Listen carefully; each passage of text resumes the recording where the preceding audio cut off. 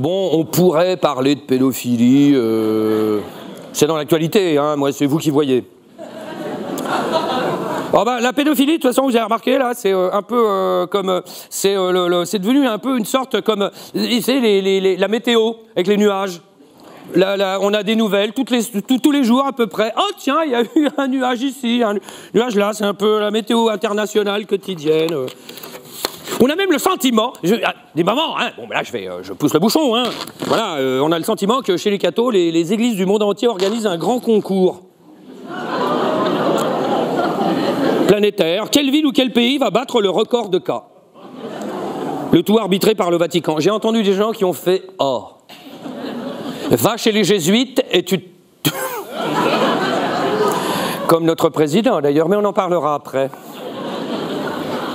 Alors, donc, le record maintenant, parce que j'ai fait le total à peu près de toutes les nuages partout, le record, c'est à l'Irlande, pour l'instant. C'est étonnant quand même, l'Irlande, hein, bon, pays catholique, certes, mais on se dit, petit pays, des dizaines de milliers de cas. Philadelphie, une seule ville, des milliers de cas. L'Allemagne aussi. Et alors là, 3677 cas recensés en 70 ans. Petite bite. Oh la vache. Alors la France est très bien placée, hein, rassurez-vous, mais pas championne du monde, hein, on ne peut pas gagner tout le temps. Voilà. Et donc pédophilie, toujours, hein, on parlera après de harcèlement, mais là c'est le sujet. J'ai vu cette histoire, ce curé qui a dénoncé le silence de l'église et réclamé la démission de l'autre abruti à Lyon, là, le cardinal saucisson, là, Monseigneur Barbarin. T'as vu? Eh bien, il a été sanctionné par la hiérarchie. Est-ce que vous avez des questions? Hein? Est-ce que tu fais toujours... Oh! Viens t'asseoir sur mes genoux. Alors, sinon, bon, quand même, il faut l'admettre, il faut le reconnaître, les évêques ont fait un geste, des évêques de France qui ont invité des victimes, vous avez vu, c'était il y a 15 jours, des victimes à l'assemblée plénière des prélats catholiques à Lourdes. Bon... La reconstitution s'est très bien passée.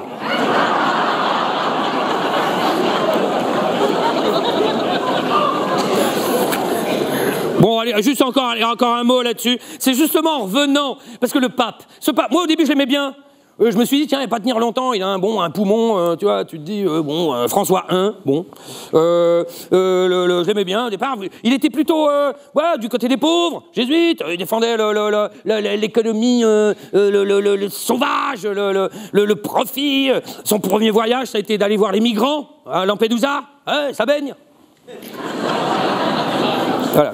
Et bien le pape, là, finalement, s'avère être un vieux réac conservateur, comme notre président. Voilà.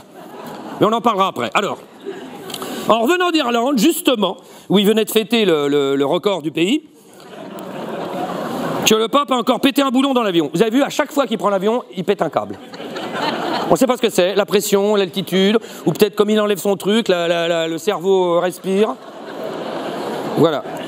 Et alors cette fois, il avait conseillé, hein, faut quand même on est en 2018, hein, voilà, que le conseil de la psychiatrie aux parents qui ont des enfants au penchant homosexuel. Là, là, je sais pas. Là, tu restes. Bon, là, moi, j'ai rêvé à ce moment-là d'être dans l'avion. Tu vois, puis tu ouvres la porte.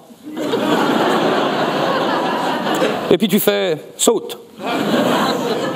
Dieu te sauvera. Oh la vache. Et alors, donc, conseil aux psychiatrie aux enfants dont les parents sont penchants homosexuels. Ou alors, je lui aurais dit, et l'homéopathie pour les prêtres pédophiles, est-ce que ça marcherait?